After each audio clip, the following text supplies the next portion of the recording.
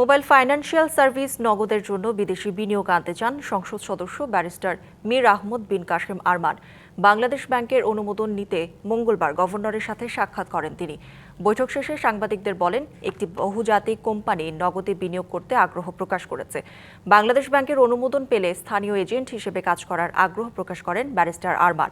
এর আগে মোবাইল ব্যাংকিংয়ে প্রতিযোগিতামূলক বাজার তৈরিতে নগদের জন্য বিনিয়োগ আহ্বান করে কেন্দ্রীয় ব্যাংক। আওয়ামী লীগ সরকারের সময় ব্যাপক লুটপাট আর দুর্নীতির কবলে থাকা নগদ বর্তমানে বাংলাদেশ ব্যাংকের প্রশাসক টিম দ্বারা পরিচালিত হচ্ছে। আর বাংলাদেশ ব্যাংকের মুখপাত্র জানিয়েছেন, বিদেশি বিনিয়োগের বিষয়ে সরকারের সাথে পরামর্শ করে সিদ্ধান্ত নেওয়া হবে।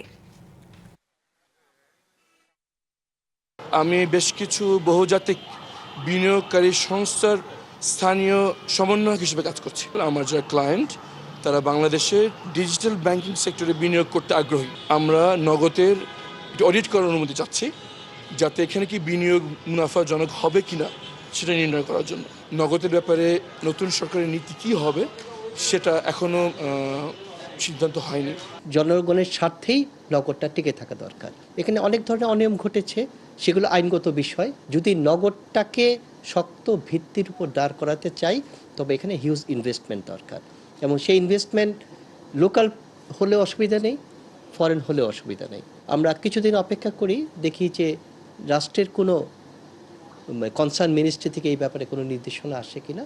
এবার নগদে পাচ্ছেন হেলিকপ্টার অফার, তাই কেনাকাটার পেমেন্ট নগদে করুন আর বুঝে নিন ২০০০ টাকারও বেশি ক্যাশব্যাক সহ হেলিকপ্টার রাইড। পেমেন্ট শুরু করুন আজই।